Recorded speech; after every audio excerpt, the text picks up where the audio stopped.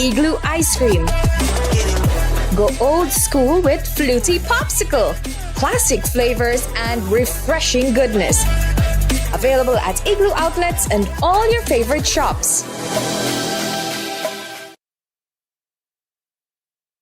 Finger licking good, yeah, yeah. Got me in the mood for sharing. Come and join the party at KFC. Get a sing a sandwich, I take a bite. It's the best flavor, best vibes. Get a bucket with your friends, pass it to the left. And have the best time of your life. Finger licking good, yeah, yeah. Got me in the mood for sharing. Come and join the party at KFC, at KFC. Dave's West Indian Imports is a wholesaler of all types of seafood with their own processing plant. Dave supplies supermarkets, restaurants, hotels, and bars. Place your orders now on telephone 501-4087 or 644-8999. With fresh seafood daily, Dave's offers custom cuts of your choice: snapper, trout, banger, gillback, shrimp, crab, and more. Order today. Dave's, Guyana's largest exporter to the USA.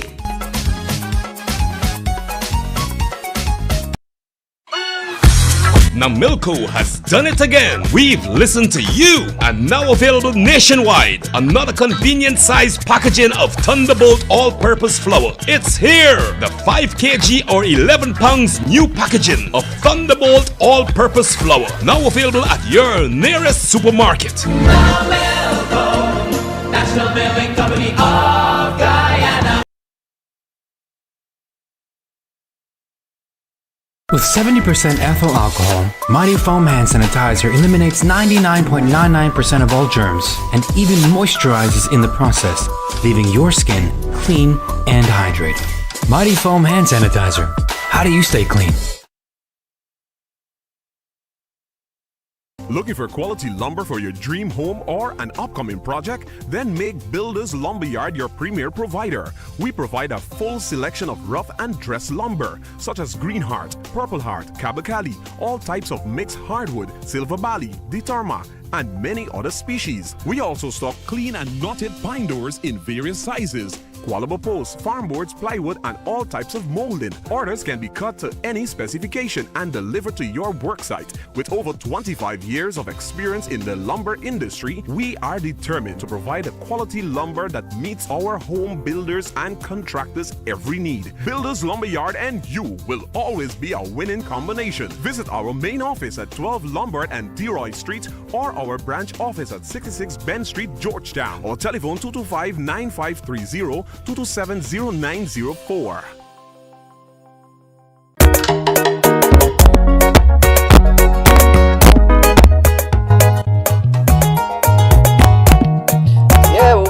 Welcome to another program of the Sean Devers Sports Watch. It's Tuesday, March 10, and on this program we talk cricket with the former Trinidad and Tobago and West Indies fast bowler Tony Gray.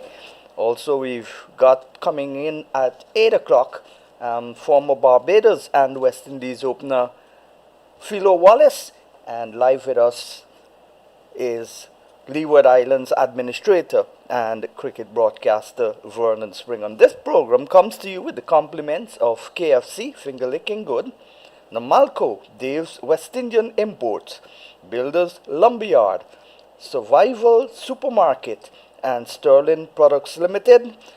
In the news tonight, as we say good evening to everybody, good evening to you, Vernon, good evening to the listeners wherever you are looking and listening to this program. It's on Kaieteur Radio, it's also on Kaieteur Radio Facebook page, and it's also streaming live anywhere in the world on YouTube. So West Indies team, they're expected back in the Caribbean by tomorrow. That's what we last update. IPL though starts in 18 days. That's starting on the 28th, I think. And the regional 4-day cricket tournament, we first were told that it was being played exclusively in the island of Antigua, but now reliable sources have confirmed that it's going to be 3 matches. tentatively set for the same time, April the 12th, and it's going to be played in other countries. Vernon Springer is here, Philo Wallace and Tony Gray. They will come on at 8 o'clock, the top of the hour. Good night to you, Vernon. How are you doing? Hi, good evening to you, Sean. How are you? I am too blessed to be stressed. Any new update on the matches that were set initially for Antigua? And I was told later on that there's just 3 matches now being played by teams, and they're going to be not exclusively in Antigua.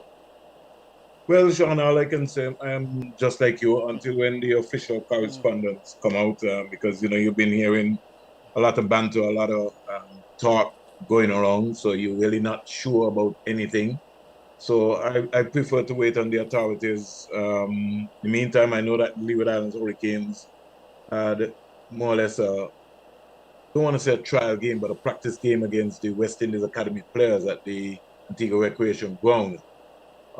Outside of the 4-day competition, Sean, there's also talk that the West Indies under 16 competition also could be in some doubt. And so there might not be a full competition. All these things that you're hearing through the grapevine. So until when Cricket West Indies come up with their final solution or the conclusion, I would really prefer not much to comment. I, like you, have some information, but like I said, things can change. Yeah. It's just hearsay, and so I don't want to go down the road by publicizing something that I really don't know about, because I have not seen any official word coming from Cricket West Indies. It's just been banter. I heard my colleagues in Trinidad saying one thing, I heard somebody else in another part saying another thing. So until that time, I would just quietly just wait and just hope that common sense would prevail and that we would find the money. But what I find very alarming, Sean, is that we just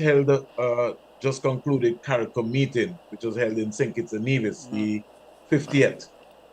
And it's quite amazing, Sean, that for some particular reason, cricket was not on the agenda this time for CARICOM. And at a point in time when there are so many things happening, with Cricket West Indies indicating that they're almost short of funds, they're having some challenges, it was quite strange that cricket was not on the agenda.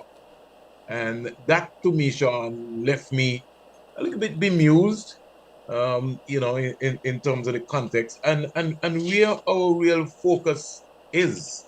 And when I say our real focus, Sean, because I know that the Exxon Mobil Guyana Global Super League, GSL, the 3rd edition, takes place from July 23rd to August 1st, 2026. And we understand that 5 outstanding teams will be participating. And at stake is a US $1 million prize. Now, I salute the Guyana government, Sean, for what they're doing, because everybody in the interests of what they're looking for would want to promote sports tourism. But sometimes you have to look at the situation, Sean, where charity begins at home.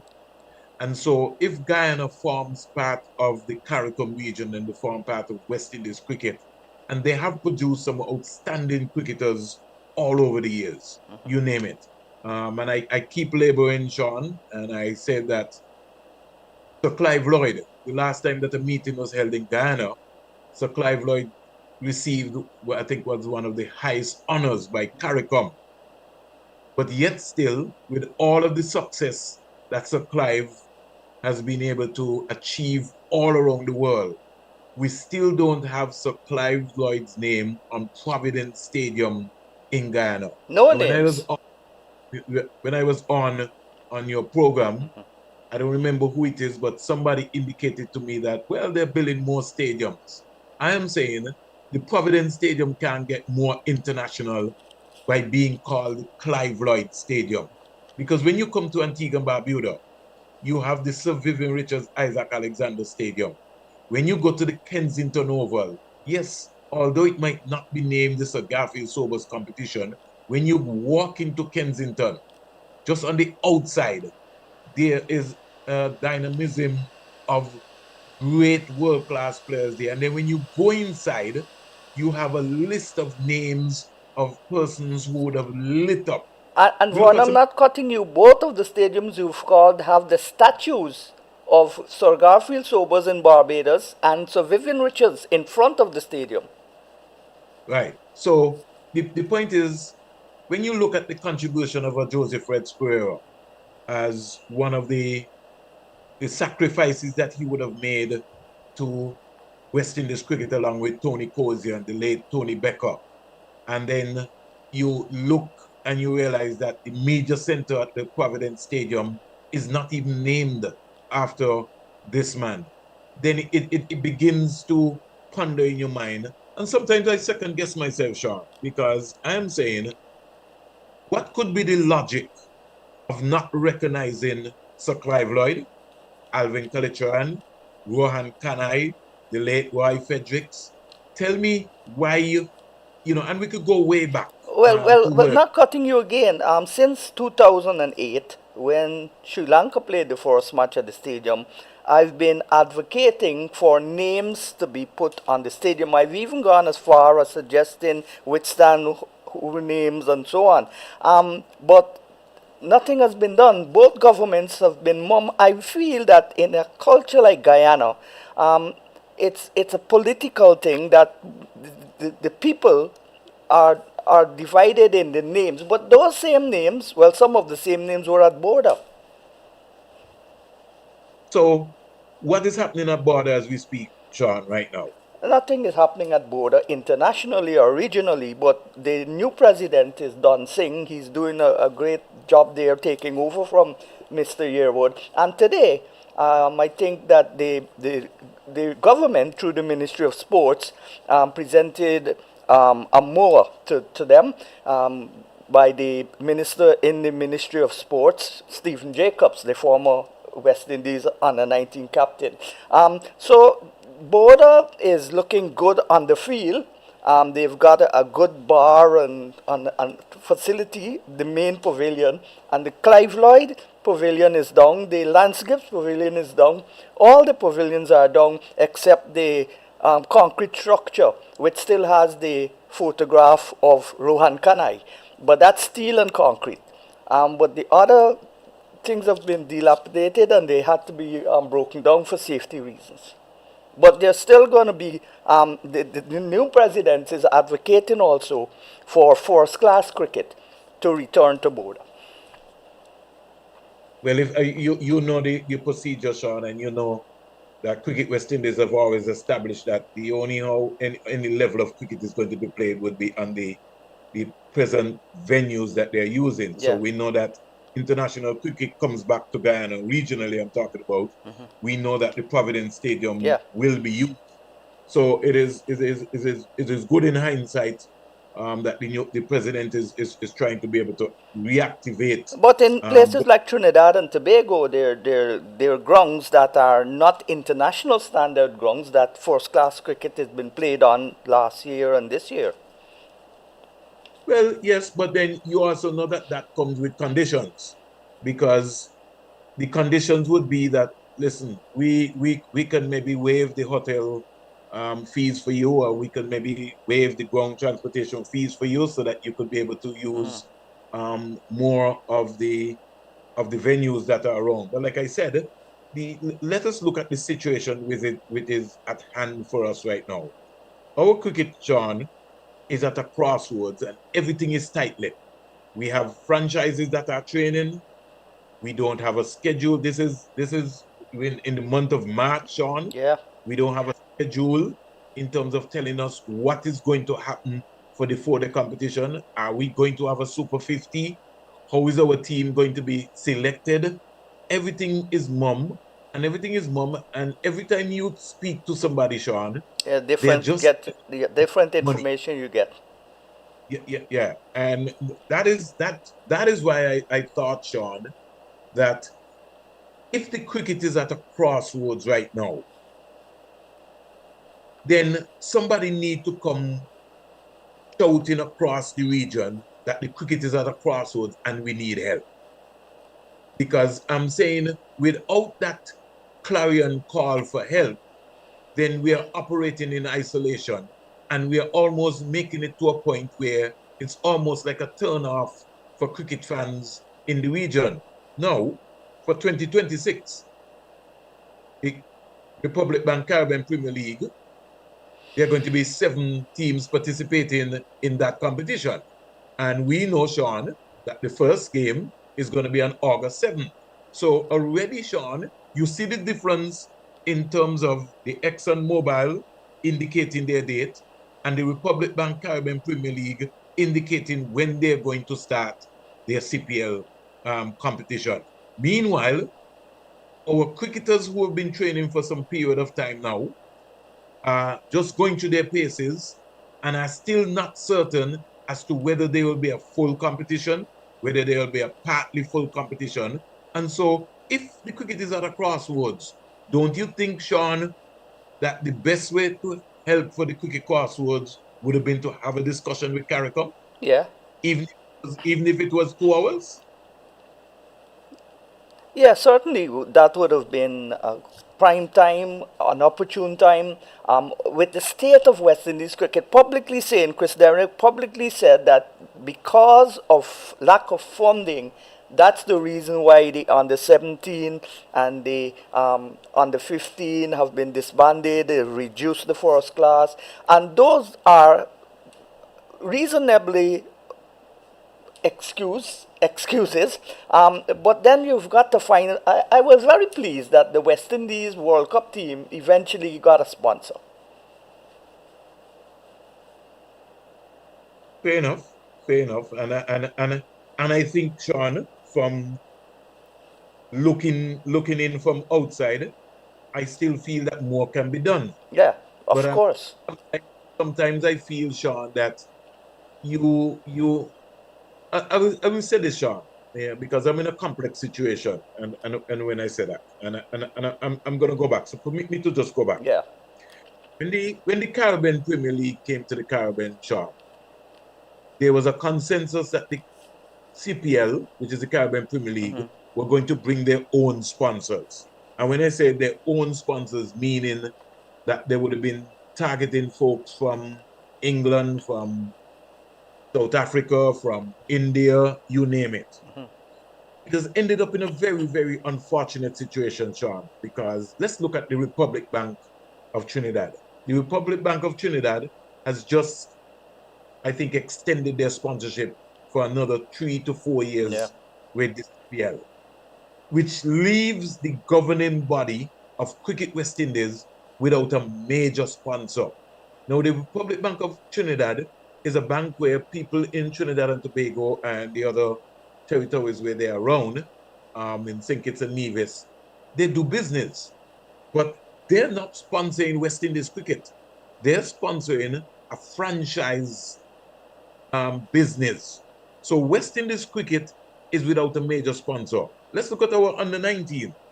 Our under-19 tournament, John, has been without a sponsor now for, and I don't want to exaggerate, maybe for the last 15 to 20 years.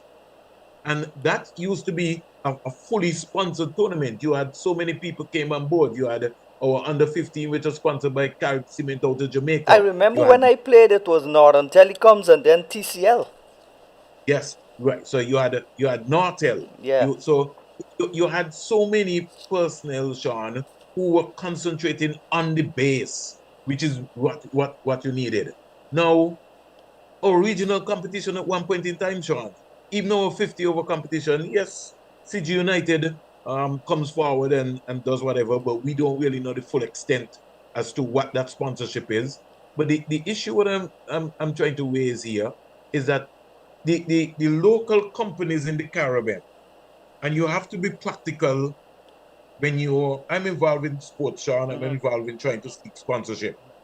In a small island like Antigua and Barbuda or in the Leeward Islands where you have a small private sector, I have to weigh up that when I come to Sean Enterprises and I'm asking for $50,000 to sponsor the Leeward Islands Hurricane team, Sean Enterprise is going to say to me, Mr. Springer, yes, I really would want to. I like cricket.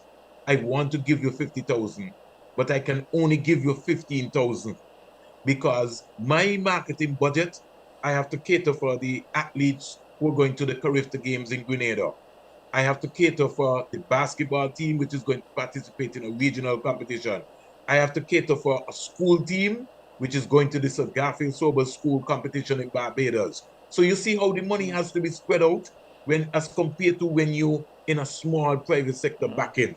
So sometimes I get the impression, Sean, that, and this is something that I observe because when I used to speak to Dominique, who was around, I used to ask Dominique, like, why you guys are not being able to get sponsors? And he used to say to me at the point in time, Sean, that listen, we went to Sean Enterprise and we're West Indies cricket and we won $2 million. And Sean said he can't afford to give us $2 million.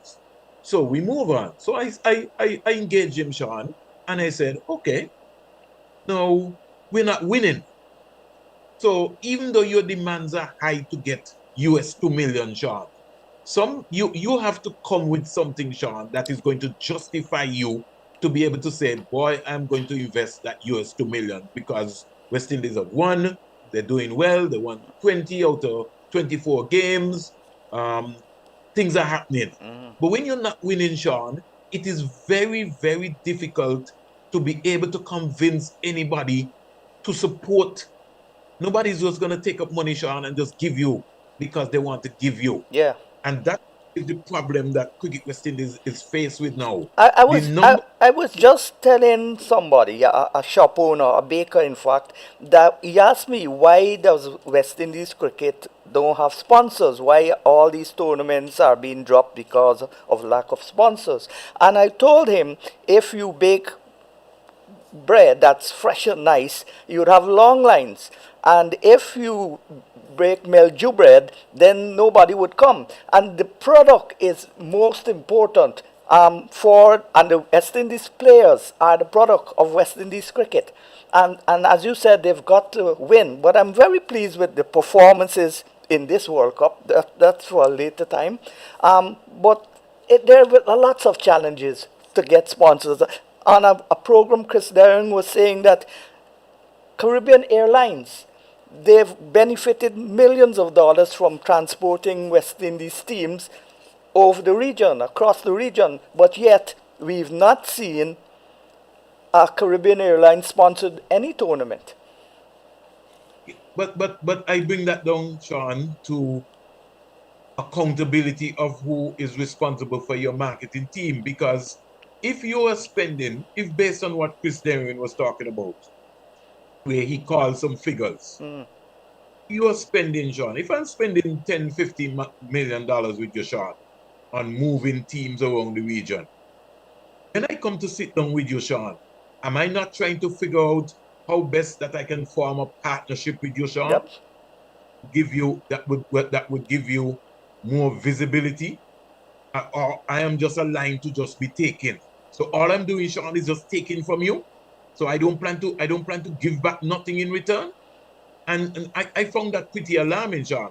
Now maybe what has happened, Sean, again, and like I said, because I spoke to some of the folks in the marketing peer, their concept was, Sean, if the front of the shirt costs 2 million, they don't want anything less than 2 million. And that to me, Sean, is where I said that, boy, sometimes, Sean, you have to buckle, you have to come down on your knees, and sometimes you have to be able to wilt and say, well, listen, boy, we're going to take 500,000. Yeah, accept what you get until you get what you want. Yes, but I just think that the concept mind, and you can do that in England, Sean, where you have a bigger private sector. You can do that in Australia. You can do that in India, where they have over 1 billion people. And so you can move around. When you come to the West Indies where you're not winning, it is going to be very difficult for any marketing person to convince anybody to be able to put in the kind of money that is required. In fact, I also suggested, this is something that I spoke to Dwayne Gill and to a couple of folks in Cricket West Indies, where I was indicating, because I get calls every day, Sean, from companies in Pakistan, from companies in India, who are interested and they're in promoting their cricket balls, their cricket bats, their clothing. And I was saying, if Cricket West Indies met with a couple of companies out of Pakistan or out of India, where they could have been able to get some assistance from some of those companies, Sean, to sponsor the under 16 clothing, the under 19 clothing, right? That would ease burden, Sean, on most of the territorial boards. So helmets, your clothing, your balls, bats. You could even sensitize young cricketers in a concept where if you got a contract with, let's say, somebody in Pakistan, CA, and you said to the folks in Pakistan, listen, we want you to come on board, that everybody that scores 100 in our under 16 competition or under 19 competition, that they will get a cricket bat and a pair of cricket gloves. So that sort of gives some sort of incentive package. At the end of the tournament, each MVP from each country would get a kit, because cricket is one of the most, cricket, golf, and motorsport are three of the main sports, Sean, which are the most expensive sports in the and Caribbean. horse racing. Okay, well, so you've added that. So the point I'm saying is that when you, in Antigua, I can give you a ballpark figure, Sean. A proper cricket bat in Antigua is costing you somewhere close to about $400 US. Notice what I just said. A proper cricket bat, where they, and I'm talking about a name. When I say a name brand, I'm talking about a Grenicles, I'm talking about a CA, I'm talking about one of those other English brands. I'm talking about having to come from direct, maybe England or whatever. I'm not talking about ordering it from Ravi in the sports zone in the United States of America. If you went direct and you decided that you were going to get that bat, be it from in England or whatever, it easily can run you $400 US. Now you picture, Sean, having two sons, and you have to outfit two sons playing cricket for Guyana, for the Leewards cricket team. It can run you anywhere close to $3,000 US, Sean, which would include shoes, bat, pads, helmet, you name it, easily. $3,000 to $3,500 each in terms of preparing, getting the proper equipment for your sons. And these are just your sons. They're not 19 yet. They're maybe between 15 and 17 years old. And this is the kind of money that you would have to be spending. All right, let's go for a short commercial break, and then we'll be right back. For your dream home or an upcoming project, then make Builders Lumberyard your premier provider. We provide a full selection of rough and dress lumber, such as Green Heart, Purple Heart, Kabakali, all types of mixed hardwood, Silver Bali, Ditarma, and many other species. We also stock clean and knotted pine doors in various sizes, Qualable posts, farm boards, plywood, and all types of molding. Orders can be cut to any specification and delivered to your worksite. With over 25 years of experience in the lumber industry, we are determined to provide a quality lumber that meets our home builders and contractors' every need. Builders Lumberyard and you will always be a winning combination. Visit our main office at 12 Lombard and Deroy Street or our branch office at 66 Ben Street, Georgetown, or telephone 225-9530 227-0904. We touch everything. Tables, toys, countertops, door handles, sinks. Mighty Foam's all-purpose cleaner is my secret weapon. Easy and effective with no sticky residue. Mighty Foam all-purpose cleaner. Enjoy all of life's textures.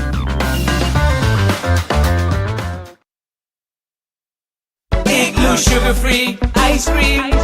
Sugar-free ice cream. Impossible that you're singing about ice cream without added sugar right now. I mean, how's that going to taste? It's the best, most delicious I've ever tasted. The premium French vanilla flavor is so rich and velvety. Plus, my gym instructor approves. It's great for my weight loss. So it's really delicious? Like you aren't kidding me? The children! No added sugar could be healthier for them. And Grandpa Glenn, with his diabetic condition. You mean he could finally enjoy desserts after all these years? I have to go. I have to get this. Grab Igloo's sugar-free ice cream before she does. Craving a meal that's big on flavor but doesn't break the bank? KFC has got you covered with the KFC 3-piece meal deal. Get 3 pieces of chicken, fries, mac and cheese, a biscuit, and a drink. All for just $2,200. It's the perfect deal, available every day. Enjoy your 3-piece meal deal at KFC today. KFC, it's finger-licking good.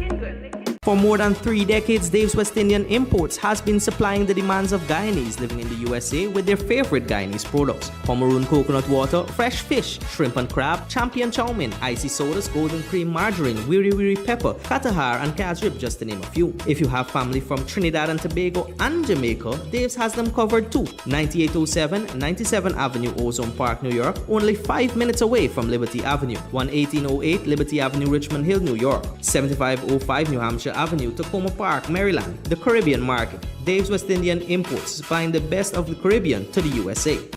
Surprise your family today with a nice vanilla flavored cake made with Maid Marian cake flour. It's perfect for the birthday, anniversary, special occasion, or just celebrating the joy of having your family together. So get a pack or 2 of Maid Marian cake flour to make that moist, fluffy, vanilla flavored sponge cake, donut shaped cakes, Swiss rolls, and other delicious baked goods. Bring on the smiles with Maid Marian cake flour. Made and packaged not by hand by Nomelco, the National Milling Company of Guyana. National Milling Company of Guyana.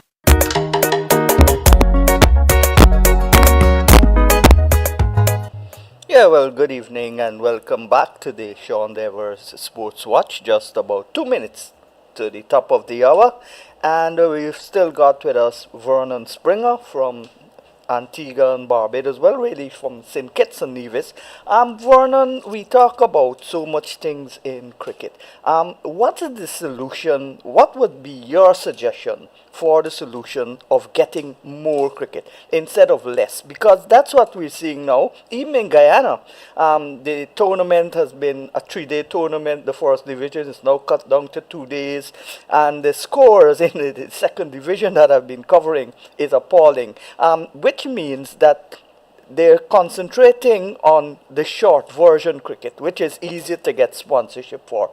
But the temperament of the players in batting, that's doing harm to them. The youngsters, the under 15, the under 19, and so on. So what can we do to have more cricket played? Well, Sean, it's all well to have cricket and understand that tournaments are not development. And so what we really need to do, Sean, is to be able to come up with a cadre of teachers. And we have to go back into the school system. We have to go back into the primary school system, Sean. And then we have a feeder system which goes into the high school system. And then out of that high school system, we then begin to be able to produce cricketers for the clubs. Our club structure in the Caribbean, Sean, unfortunately, is gone way down. And I can't wait for Phil Wallace to come on also as well, because that is a major concern for him in terms of club structure and the expense of the game, Sean, alone is what is causing the problem. I was listening. I was supposed to send you something today, Sean, and I forgot. I was listening to the Prime Minister's question and answers in England. And one of the MPs, Sean, got up today and he jokingly was making some jokes because he wanted to make his point. And one of the things that he was saying is that in England, a lot of the smaller clubs are going through some real financial difficulties to continue to run their clubs. And that has happened since COVID, where a lot of the clubs have not been able to even recuperate or been able to catch themselves because of the finances and some of the situations that have been put in place. So when we look into the Caribbean, I just give you an example, Sean, in terms of how expensive it is to be able to maybe get cricket equipment.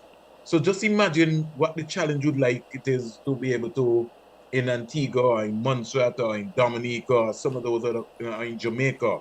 There's a 2-day competition taking place in Trinidad and Tobago. And let me say good evening to Anthony Gray, and I see the rest of my colleagues here, Phil Wallace, who are on at the time.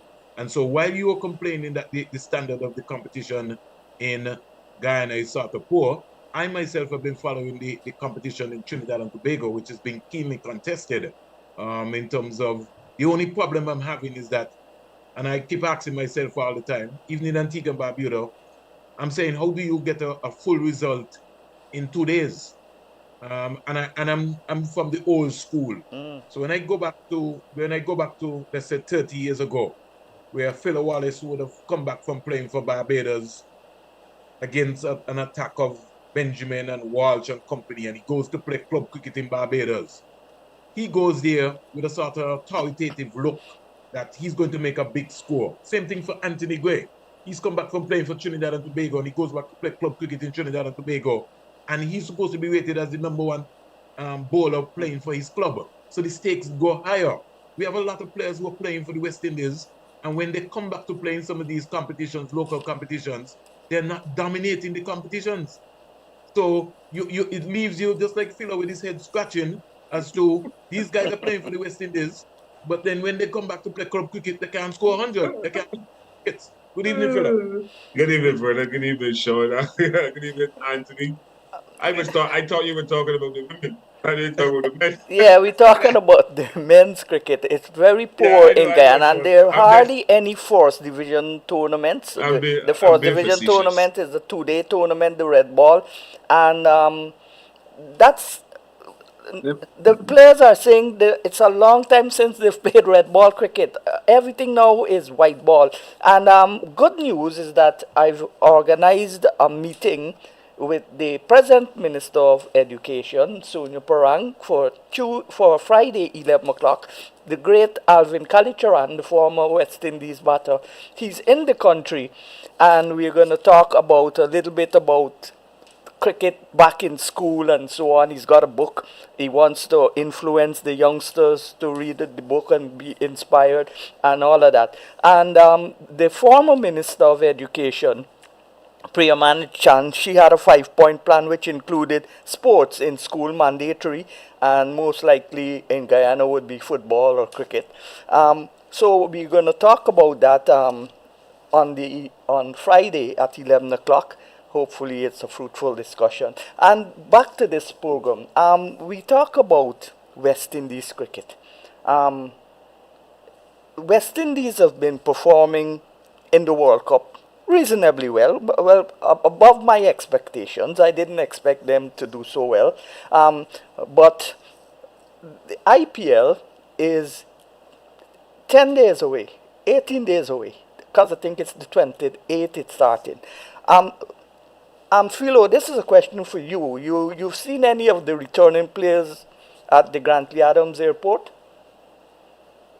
Well, Sean, I just came off a program here. We had the CEO. He said some of the players are en route because they're using commercial flights out of India. And some of them will obviously come tomorrow. Some of them will, yes. So some are en route to their respective countries.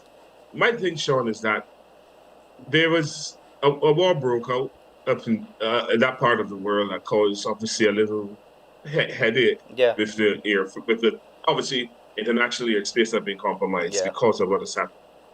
No, we had 30-something members in India, and how you disperse them would have been a problem. Yeah.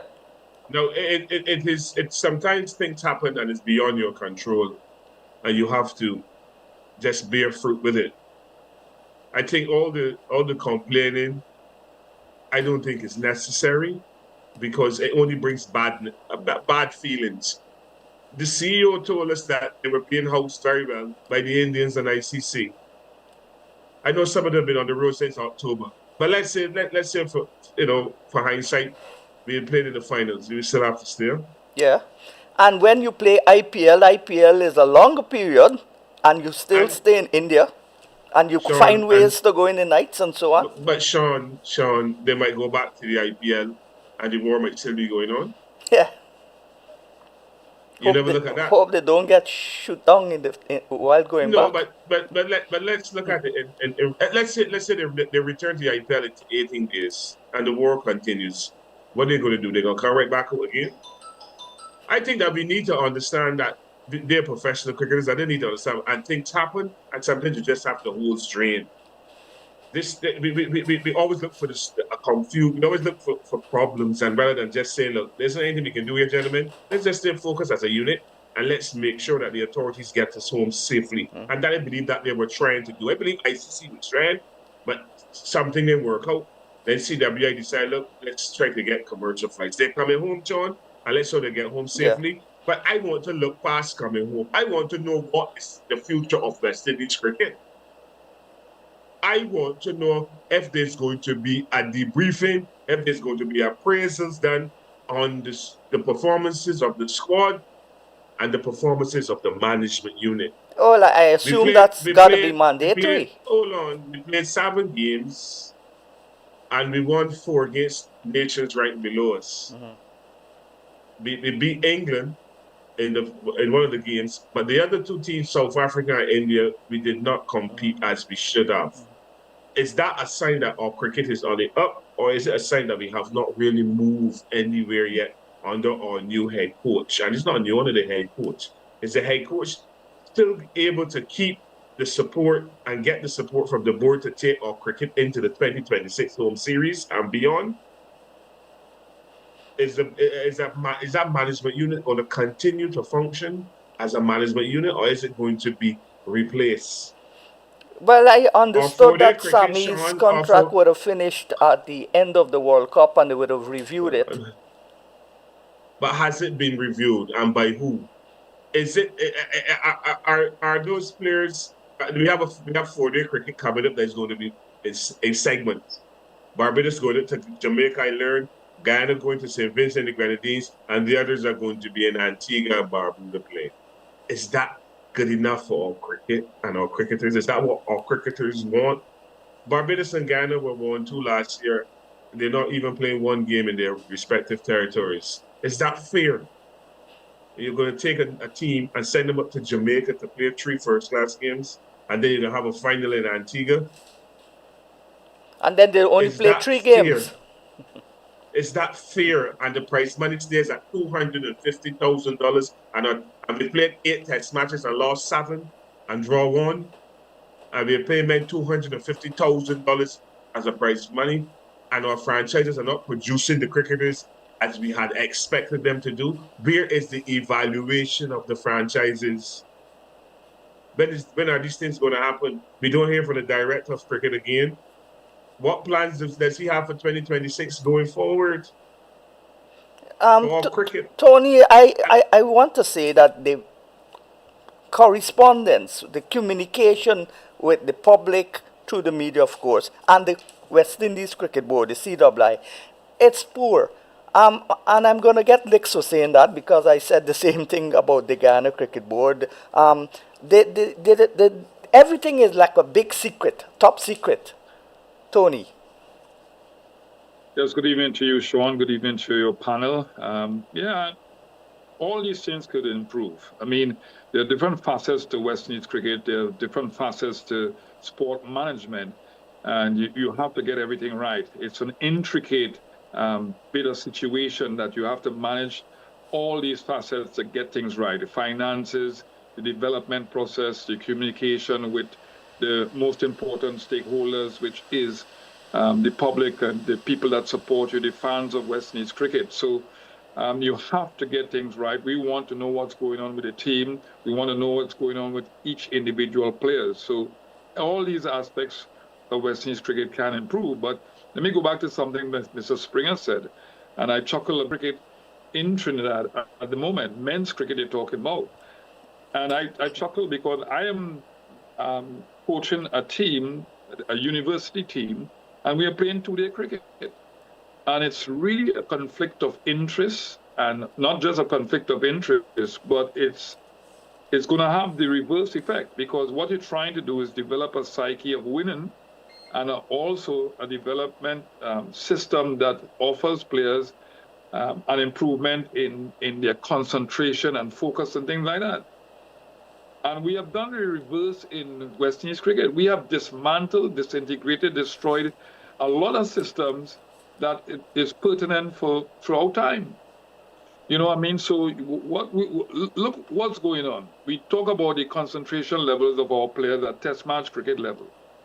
and we're developing the wrong habits in them from primary schools, secondary schools, and that sort of thing. So a lot has to be looked at, researched on, and transformed into pertinent systems that will impact our players when they play international cricket.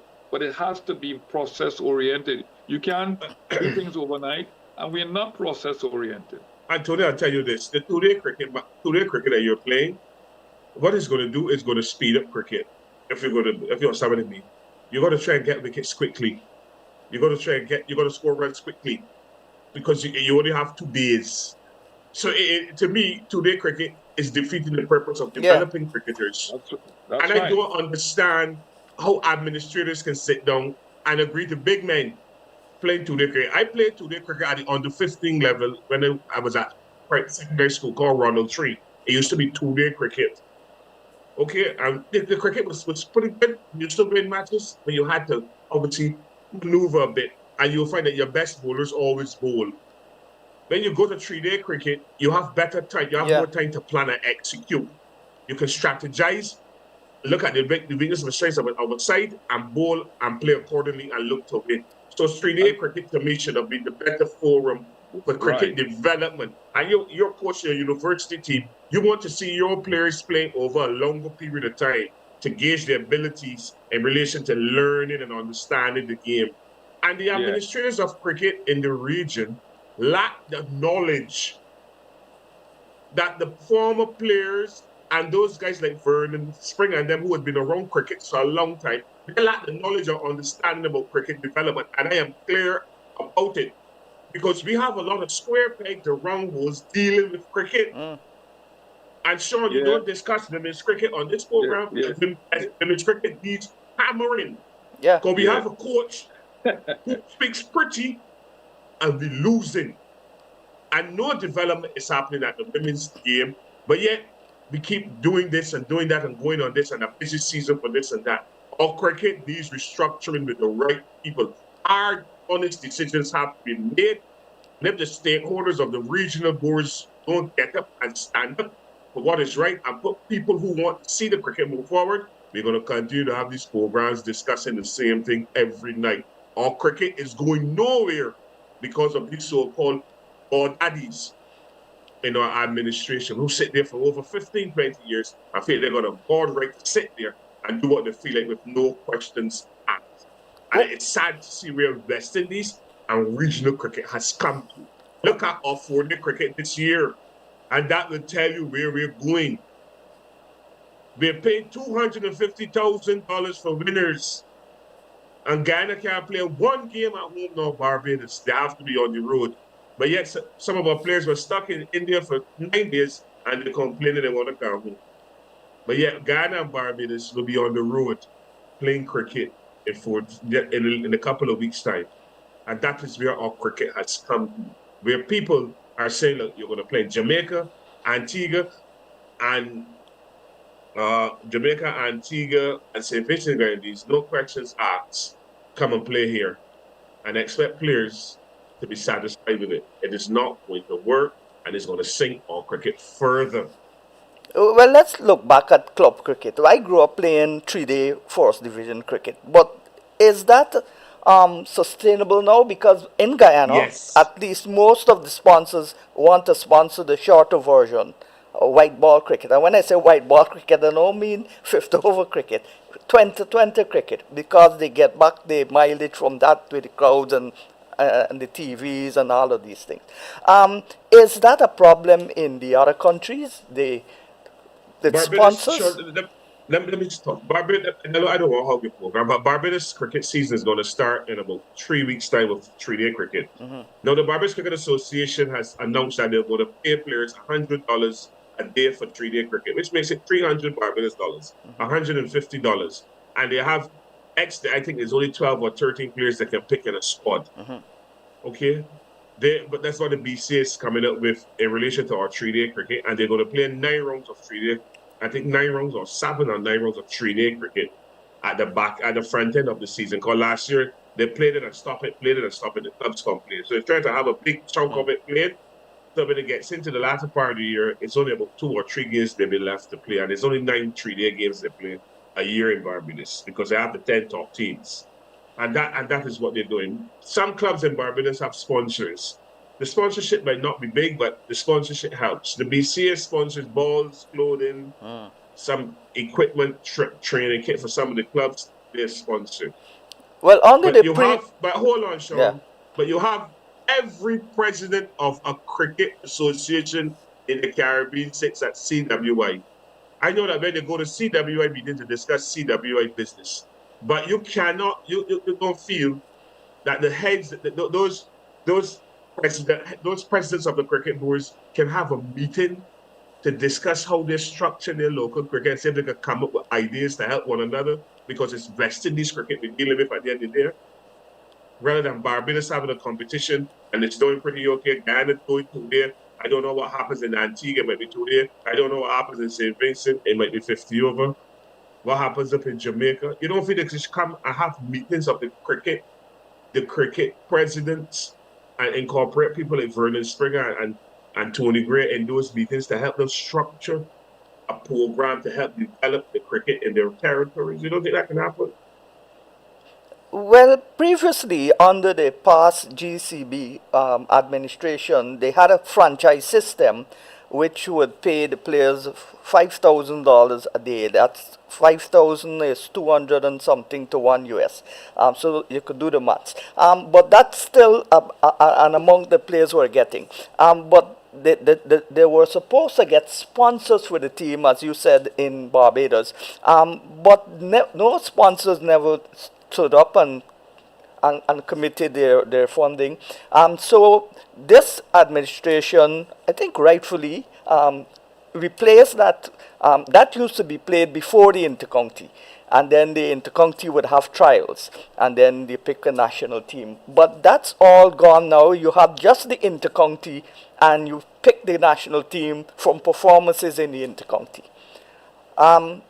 So it's less cricket. Well, let me jump in here, Sean.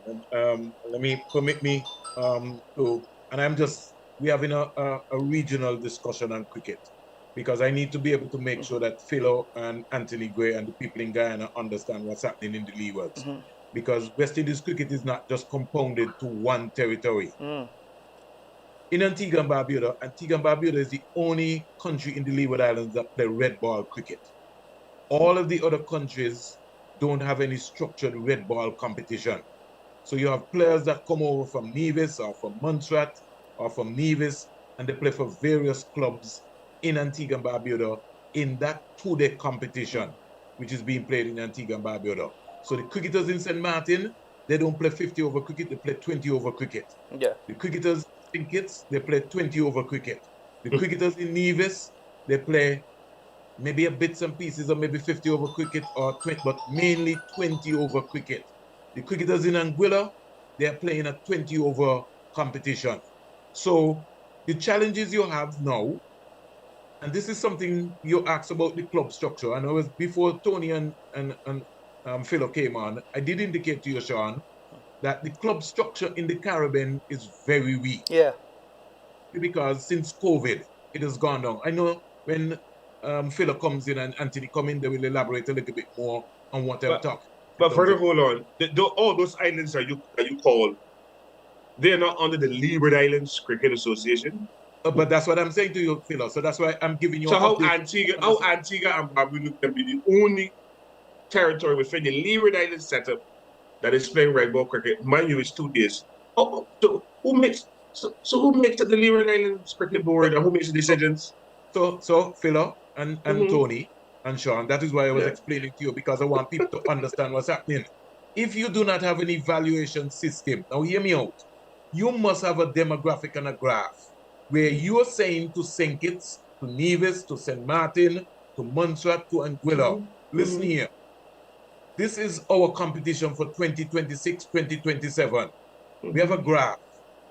Women's cricket, youth cricket, which would involve under 15 or under 19.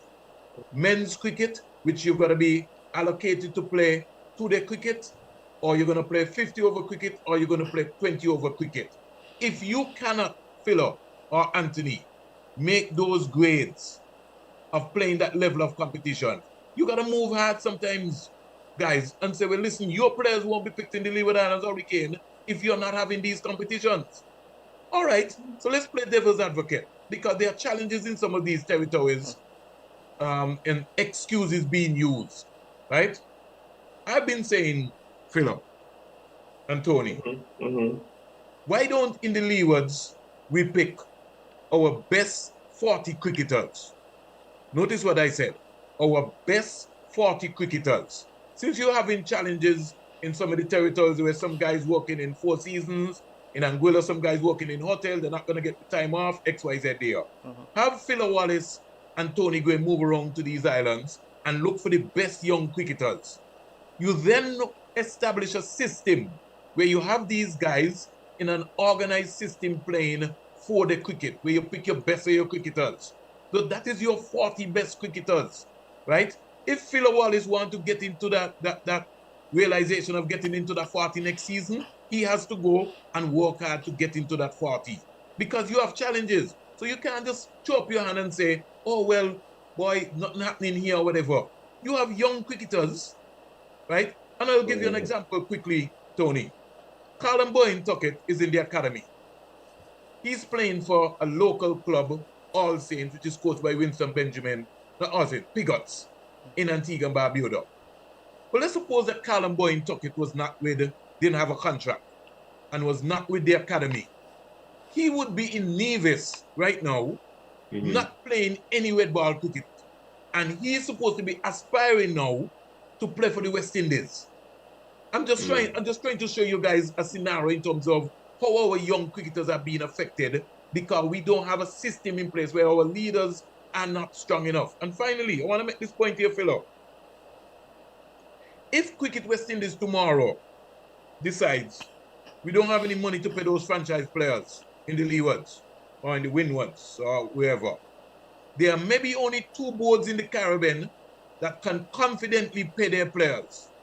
And Tony, you will have to tell me if I'm wrong. Trinidad and Barbados. The rest of the territories are going to be struggling to be able to pay those franchise players because our franchises have not gone out on their own outside of West Indies cricket and tried to gain major sponsors for their development of their cricket in their region. But Vernon, let me say something. Hold on, Tony.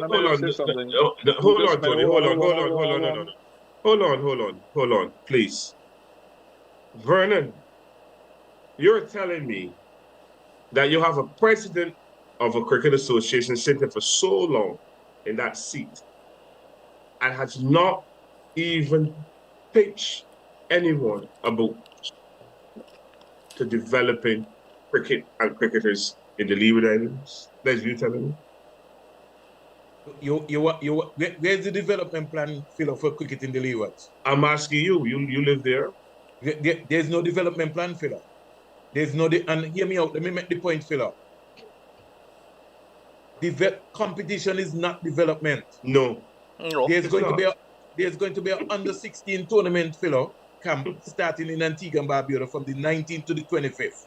You know what they've done, Philo?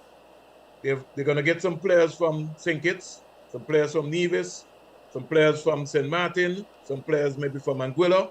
They're going to come to Antigua for a 6-day camp. They're going to have 2-3 trial games, Philo, and they're going to pick a team to participate in the Cricket West Indies under-16 competition. They're going to do the same thing, Philo, for the under-19 competition. So there's no competition in the Leewards at the youth level as I speak. Keep on. Yeah, there's work for you, There's work for you in the islands. No. The thing about it is amazing how poor we are in the Caribbean. Very, very, very poor with everything. There's supposed to be commonality amongst all Caribbean cricketing countries where the development process is concerned. Obviously, each territory would have its challenges, its own personal specific challenges, as Leeward Islands we're hearing from Springer now. But we have to go around and understand all of these challenges that players face, clubs face, the schools face, and there must be a process, but we are not process-oriented at all. So the commonality is not there. And, based on what I know for West Indies cricket and what happened in the past, and we don't like to go back to the past, but what the answers really lie in the past. The systems were stronger there. Primary school system was stronger. There was a foundation to work with primary schools, all right, to get a base there. The secondary schools were stronger. The communities were stronger where cricket was concerned. The clubs were well organized and well structured. West Indies cricket was stronger. Regionally, teams were stronger. So we, as I mentioned, we have destroyed all of those systems, and we are looking to replace them with what? Nothing. And again, and it's not like reinventing the wheel. Those things happened before. Yeah, but what you have to understand too is the re-education of people who are making the decisions. That's what it is. It is education that is not we have been embroiled with ignorance, and we have not been educated. So we are making simple mistakes time and time again. The other thing that we have not understood is the societal influences on our cricket. Because what we say, I just talk about culture in a program. New Zealand can't get to the finals 6 times and fail 6 times. It has to be something to do with your culture. So there has to be deep analytical research on every aspect of West Indies cricket, the societal influences, the problems that each individual face, what Sir Vivian Richards did years ago, the greats did to get to that level, and understand that they went through a process that is not happening at the moment. Because the modern administrator looks at the former greats as just cricketers. They have not looked at them as pillars that built our cricket and have remained pillars. They want to kick them to the curb and feel that what they're bringing is new and scientific and it will work. But you can bring new and scientific, and when you got guys that don't understand scientific, you will just get what we're getting at the moment. Our cricket administrators have a lot to blame for where our cricket stands. Let me just come in here, fellow. You know what is apparent to me, having gone through all these courses, workshops all over the world, is that we were ahead of science. West Indies cricket team and the systems, the unconventional systems, unintentional systems too, were ahead of sports science. That's why we could have dominated cricket for over 15 years, right? So now the other countries have looked at the template of success that we've had, and they've implemented certain things in their cricket and use what is pertinent to their cricket going forward to develop them and expand on what they have learned from us. Look at the World Cup, for example. The World Cup, for example, clearly, other teams like India, South Africa, New Zealand have looked at the template of success from us from 2012 and 2016, and they have batting orders that have power hitters right the way through, and they would have expanded on certain things that are pertinent to them. But we now are stagnated because we again have been embroiled with ignorance and also ego, right? And this is the outcome. But let me make this point, Sean, and Philo and Tony. A CARICOM meeting was just held in St. Kitts and Nevis. And the last time, Tony, I think the last CARICOM meeting was in Guyana. I think Sir Clive was honored, got the highest honor from CARICOM. But our cricket is at a crossroads right now, where you just heard Philo Wallace outlining what is going to happen to our 4-day competition. I also understand that the new revised Cricket West Indies under 16 could come up with some different format. I don't know what the final format is going to be, whether they're going to have a full competition or what. But here's my point, guys. The cricket is at a crossroads, and that didn't make CARICOM as an agenda. That was not an agenda item. But we have Guyana, who is rolling out their Exxon Global Guyana Super League 3rd edition.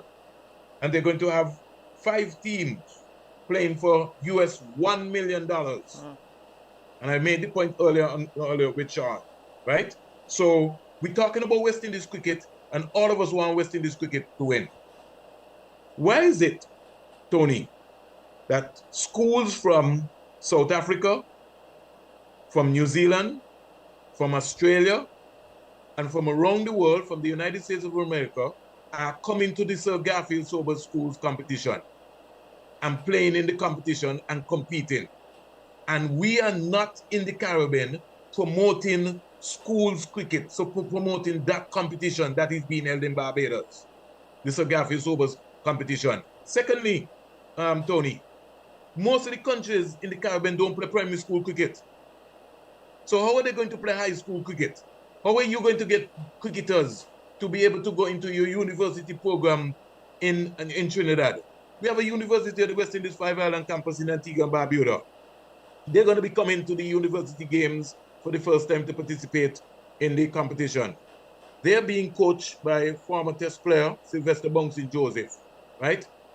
But the issue, what I'm talking about here is that there's no real proper structure in place. Phil Wallace will tell you, we used to have a 13 and under cricket competition in St. Kitts and Nevis, where Barbados, Dominica, Trinidad and Tobago, Bermuda. Out of that competition, Tony, Trinidad came to that competition, produced the people of Jason Holder, Kyle Mayers, Craig Brathwaite, because we understood the system of development starting at an early age.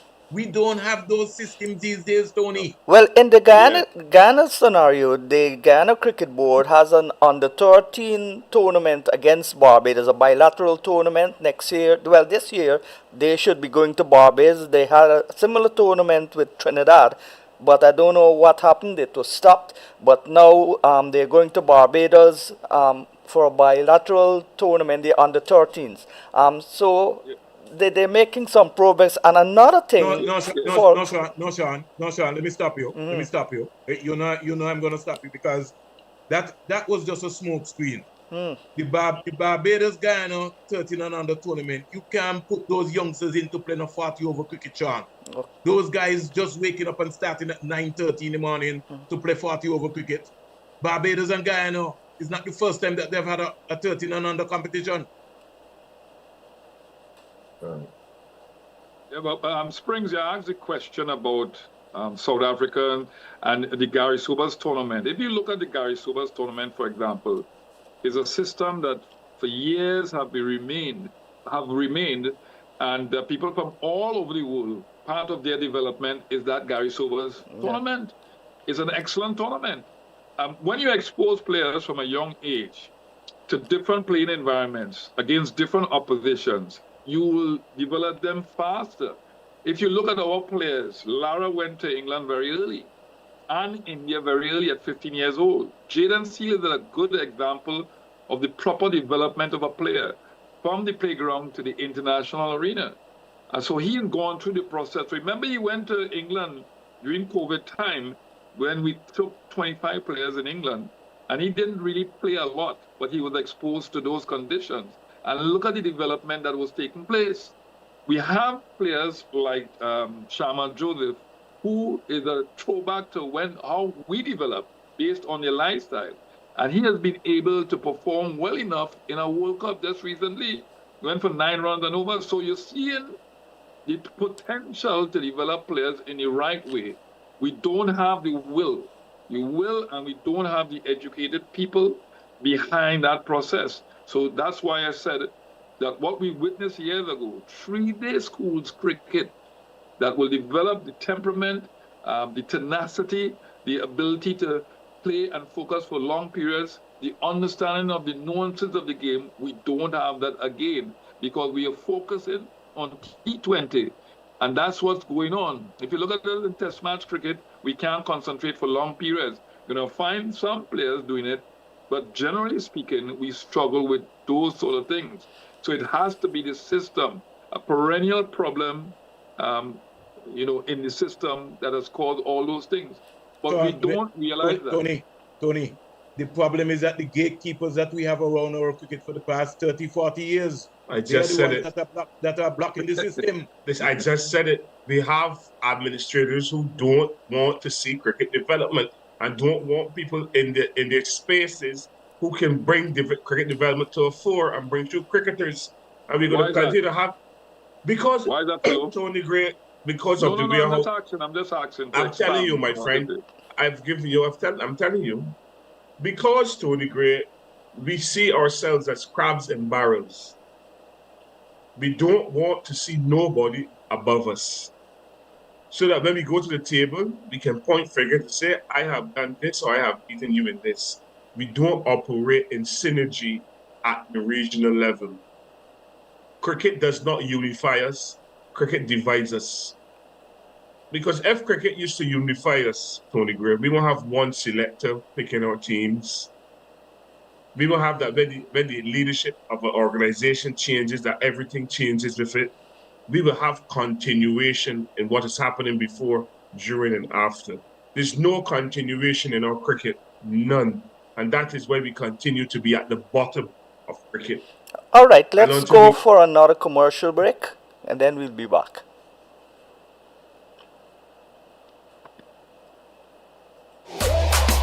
It's here! Igloo Ice Cream Fruit Bars.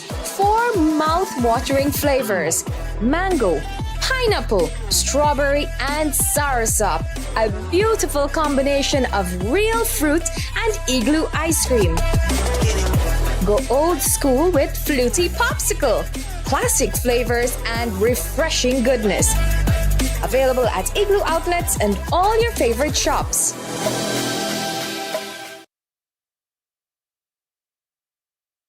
Sundays are for KFC Sunday Special Bucket Deal. Buy a 6 or 9-piece bucket meal and get an extra piece of crispy, juicy chicken. Or go big with a 15 or 20-piece bucket meal and get 2 extra pieces. That's even more of your KFC favorites to share. So gather the family, call your friends, and make it a Sunday feast like no other. Only at KFC, where Sundays are made tastier. KFC, it's finger-licking good. Looking for quality lumber for your dream home or an upcoming project? Then make Builders Lumberyard your premier provider. We provide a full selection of rough and dress lumber, such as Green Heart, Purple Heart, Kabakali, all types of mixed hardwood, Silver Bali, Ditarma, and many other species. We also stock clean and knotted pine doors in various sizes, Qualable posts, farm boards, plywood, and all types of molding. Orders can be cut to any specification and delivered to your worksite. With over 25 years of experience in the lumber industry, we are determined to provide a quality lumber that meets our home builders and contractors' every need. Builders Lumberyard and you will always be a winning combination. Visit our main office at 12 Lombard and Deroy Street or our branch office at 66 Ben Street, Georgetown, or telephone 225-9530 227-0904.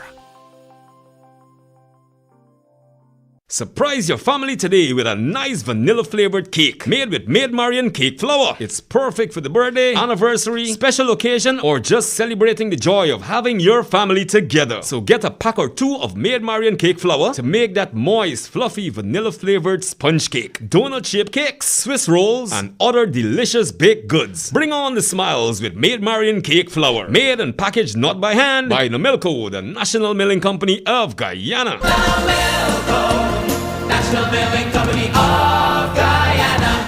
Attention seafood suppliers, Dave's, the largest purchaser of fresh fish from Guyana, is interested in buying from you. Dave's deeply cares about bolstering the local economy and is looking to begin business with an eager seller of fresh fish and agro products. Dave's needs a constant supply of snapper, butterfish, bangameri, bundari crab, sheriga crab, white belly shrimp, bon carilo, edo, saijambaji, and more. Contact Dave's West Indian Imports at 21 Middle Street, Viceless, East Coast, Demerara. Telephone 501-4087 or 644-8999.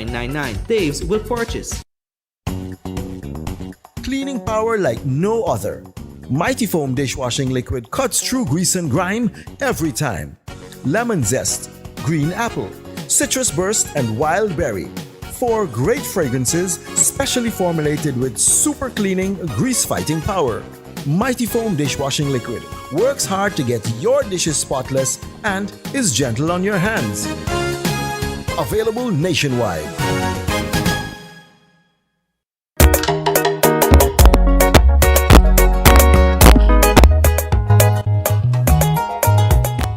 Yeah, well, welcome back to the Sean Devers Sports Watch. Just about 8:41 on the clock.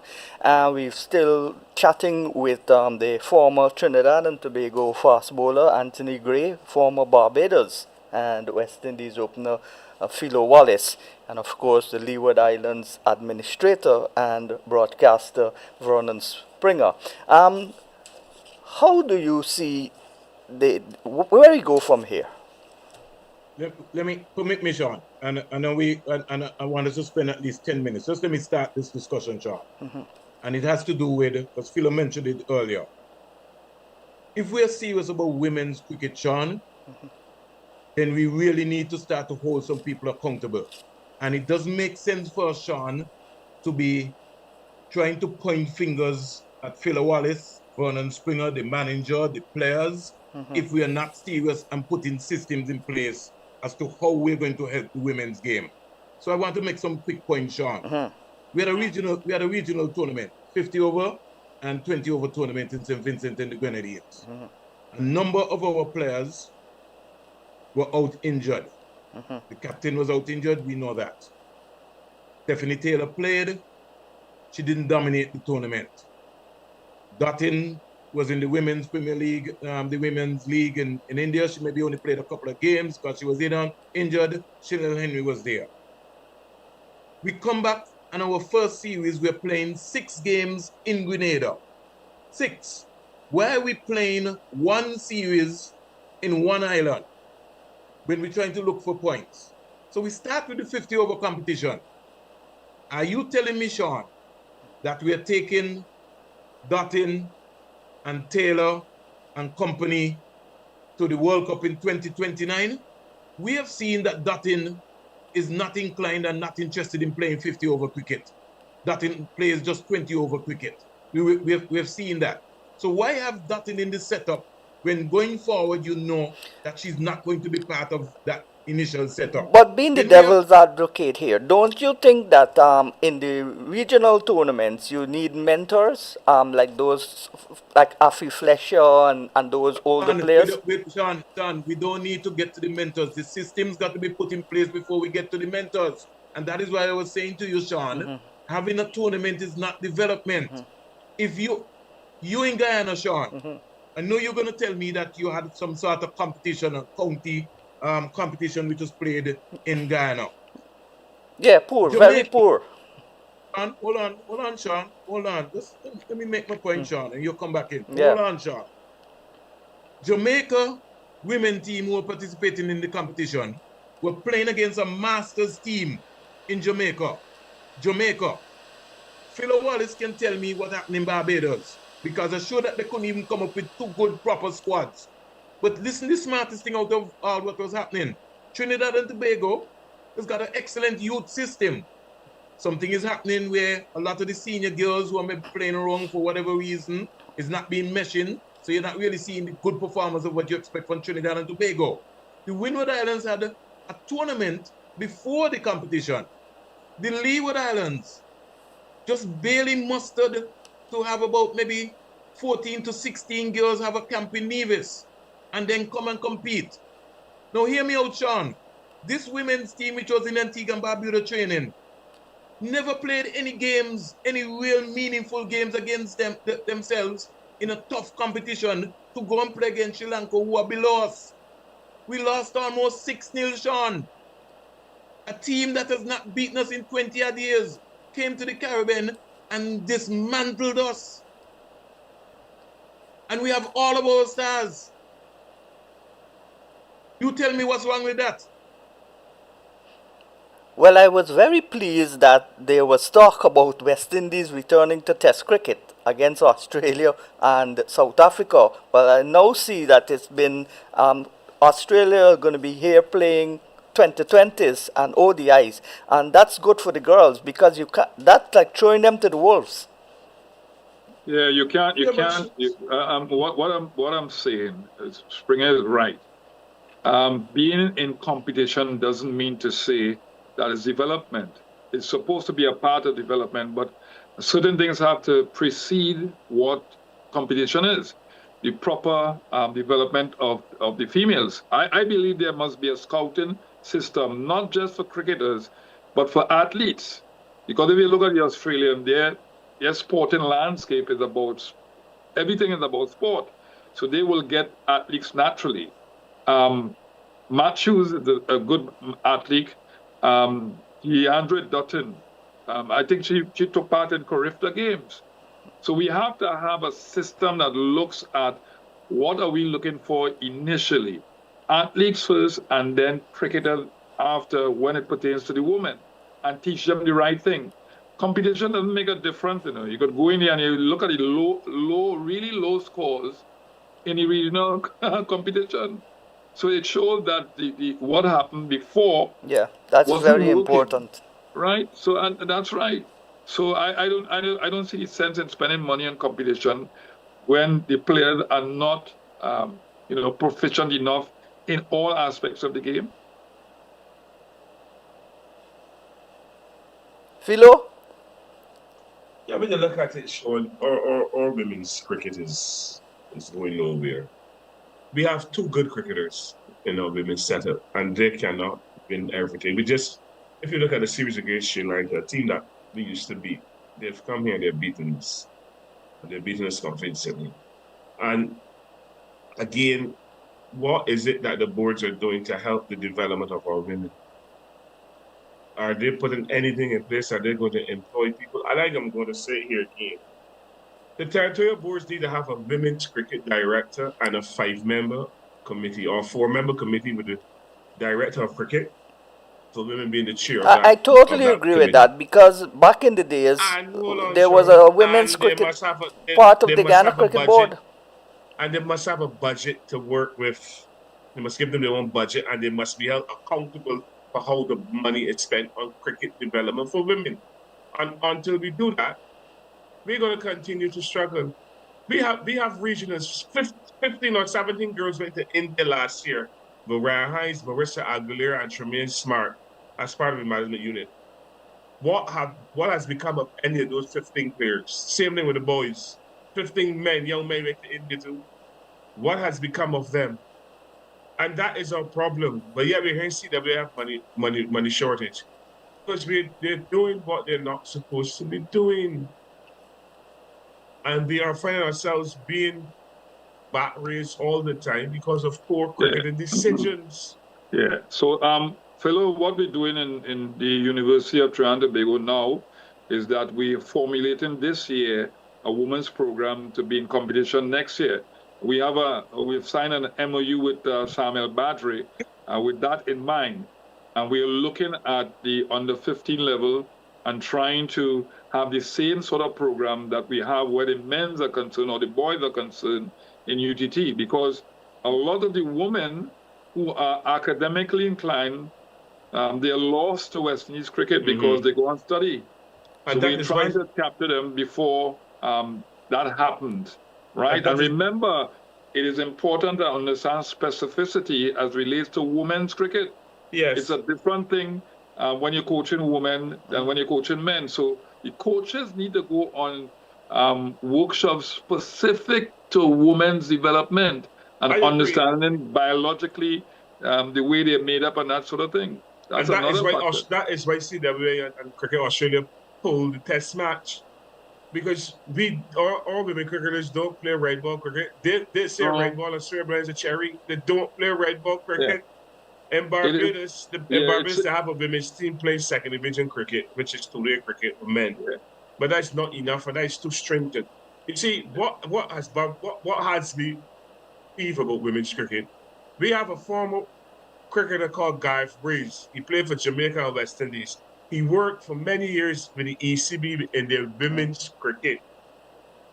And Cricket West Indies are not even a territorial board, have the foresight to do a workshop with this guy called Guy Breeze, who worked with the ECB and England women's cricket team to help give us some ideas and structure of our women's cricket.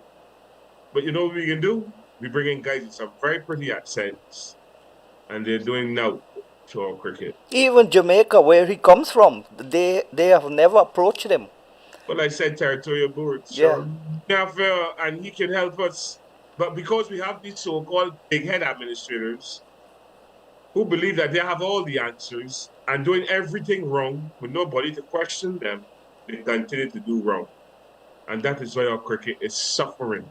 And if we don't get rid of the administrators that are there, put people who want to be there and work for cricket, we're going to continue to smell the bottom of the ladder. We will never rise.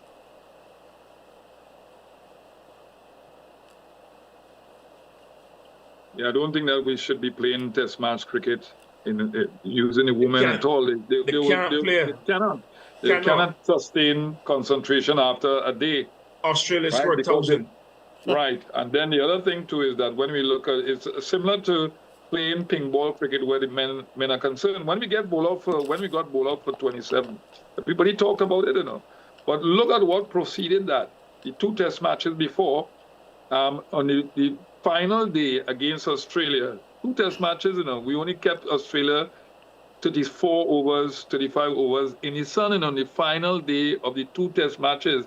And then we magnified the problem by playing that ping ball test match that our batsmen couldn't handle. So we had to understand Australia came here with a huge advantage to begin with. And now the first test match at Sabina Park. So all these things should be teaching us, All these things that has happened in the past should be teaching us and should formulate in our mind the kind of system that we need. But it's not working. But Tony, it goes beyond even the women's cricket, Who is going to be our next international umpire from the Caribbean? Nobody knows. Who is going to be our who? Who is going to be our next international match referee following Sir Richie Richardson? Thank you very much. Are former cricketers encouraged to be umpires or match referees? Ryan King, maybe. Yeah, but Sean, you're talking about Ryan King. How long has Carl Tuckett been around a former player? He also, and has been stagnant there for some period of time and can't move. It's just been there. It's just beyond me. So Philo just made the point. Do you think that Philo is going to, when he sees what's happening to Carl Tuckett, you think he's going to get into umpiring? No. And, I will sit in court and listen to deliberations. And that's a serious issue here, umpiring and their efficiency too, because they impact the game in so many different ways. If we look into develop players in the right way, we must have proficient umpires, and that is not happening in Trinidad. We just saw Alex Worf and Richard Illingworth in the finals of the ICC T20 World Cup. Alex Worf has just come onto the scene and is doing a final of a World Cup. He has leapfrogged Richard Kettleborough. Oh, those are former cricketers. Who former cricketers from the territories umpire? Not one, because they got Dayton Butler and Carl Tuckett to a lesser extent, but no others are following through. Because our administrators don't sit down and have meetings to discuss careers outside or after cricket, within the cricket, if you understand what I mean. We always want to cut our former cricketers out because we feel that this is too good or that is too good for them. I commend Antigua and Barbuda for sending Sir Vivian Richards, who is the living hero and who is also an ambassador for the CARICOM for Commonwealth, sending them to England and touching base with all the people up there to get them to come to Antigua and Barbuda when that CARICOM, when that Commonwealth meeting is going to be had. I think it's a fantastic idea because they see the value of the great Sir Vivian Richards. Cricket has a big footprint within the region, and our administrators are trying to keep it down. We saw the World Cup T20, ICC T20 World Cup finals on Sunday. And who took out the trophy? Dhoni, Rohit Sharma. Inspiration to the Indian side. You know why? Because they've won it 1-2, and they're looking to win it a third time. So you've got the 2 former captains there, and they wear ICC shirts, so they're being paid for making that appearance. But they told them to carry that trophy out to give inspiration to India. We had a World Cup in the Caribbean. Who took out the World Cup? A mini trailer truck. But we don't Philo, were you surprised that Shamron Hettimeyer didn't get into the World Cup 11? Only holder? What is the World Cup 11, Sean? What is that? Sean, those things don't mean anything to anybody. What is that, Sean? To me, I am not looking at no ICC World Cup 11 I am looking at West Indies cricket. What is Hetman going to come back to the region and do for Guyana's cricket to help West Indies cricket? He's going to do now. He's going to turn around, go back up to the IPL. He says he wants to play Test cricket again. When you give your time? The next series. But he's got an IPL contract. That is what Philo is trying to tell you. But very quickly, Sean, and Philo, you made a point there. Last year, the 2024, when we held the World Cup in the Caribbean, Philo, you know who walked into the dressing room in Antigua and Barbuda? Saviv. Saviv, yeah. You know what? The Indians invited Saviv into their dressing room. Yeah. Most of the players tell you that was the best moment of their life ever, meeting their hero. Just what Phil talking about, John. So we don't feel that is important. I see Clive Lloyd issue a release in a statement. I think he was on a program and he's saying that he thinks that Darren Sammy needs help. The whole cricket board needs help. It's not just Darren Sammy alone need help. All these meetings that we're going around and having on governance issues, we're not moving anywhere. Well, I'm a man that talks about the psychology of coaching. For example, remember when Darren Sammy invited Gambia to say after we lost to them in a test match, right? That was in India, yeah? Yep, it could be in Saudi Arabia. And watch me, we're playing against them now in a World Cup game, our final game. And you know the psychology behind that, we have to be careful with those kind of things. Now he came and gave us our players advice, and now we are playing against him in a World Cup final game for us. Semi-final, a quarter-final, sorry. A quarter-final, yeah. So you see what happens is that, again, we have reached a certain level, but we have not taken the game forward by way of education. And I mentioned it in the previous program that I was on, that Darren Sammy needs to understand that the game is a lot more than skill, is a lot more than data and things like that. You have to understand psychology. Because when we played against South Africa, for example, we in an emotional high from a game against Zimbabwe where we beat them by 107 runs. And we came into that game not lowering our emotional high, and we lost 4 wickets in the power play. So all these things has to be about education. Education is the key. And we have not been educated in the right way in all aspects of West Indies cricket, because, as I mentioned, sport administration, you need that serious education in all the intricacies of sport administration for us to go forward. Tony, you spoke about psychology. Do you think our Caribbean culture is an inferiority culture, inferiority based to the foreigners, especially white foreigners? That's an excellent question, because what we have done, and I talk about the disintegration of our cricket system, we have brought them and uprooted what we had in it. What we had was beating England by 5-0 in a test match and repeating it in the Caribbean, in England and then in the Caribbean. So the psyche behind that is that we are bringing the foreigners to teach us what we know already, because we are still enslaved. We are still enslaved. We are people still enslaved. And we should have our own, authentic to us and our development. We produce the best cricketers per capita in the world. And we did not learn from our own. Because a lot of the systems were unintentional, but we don't do research. So that's why we had to hold on to everybody and best practices and that sort of thing, but they're not pertinent practices. But the reason for that, Tony, is because we are jealous of the past players.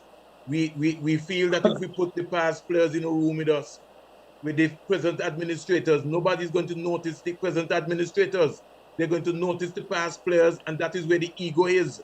We have to come down off of our ego, right? And the other thing is that we don't want to pay our past players.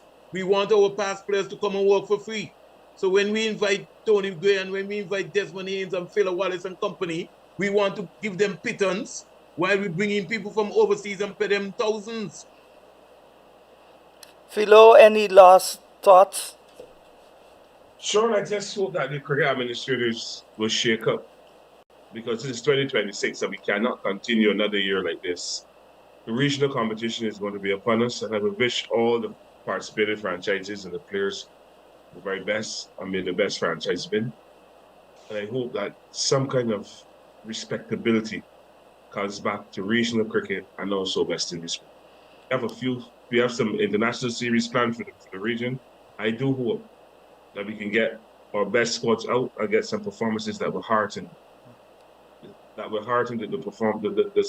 shareholders and the supporters of West Indies.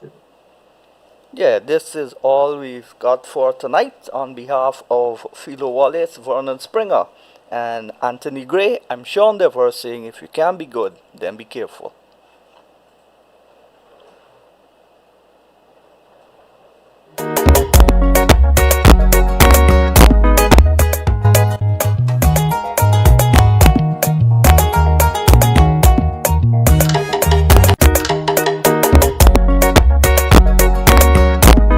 Finger licking good, yeah, yeah. Got me in the mood for sharing. Come and join the party at KFC. Get a zinger sandwich, I take a bite. It's the best flavor, best vibes. Get a bucket with your friends, pass it to the left. And have the best time of your life. Finger licking good, yeah, yeah. Got me in the mood for sharing. Come and join the party at KFC, at KFC. Igloo sugar-free ice cream.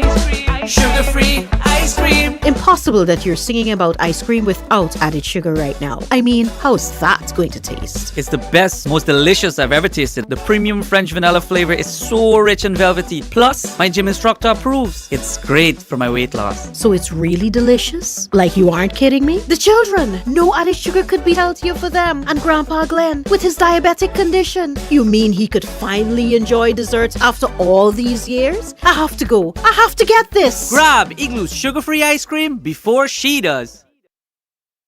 With 70% ethyl alcohol, Mighty Foam Hand Sanitizer eliminates 99.99% of all germs and even moisturizes in the process, leaving your skin clean and hydrated. Mighty Foam Hand Sanitizer. How do you stay clean?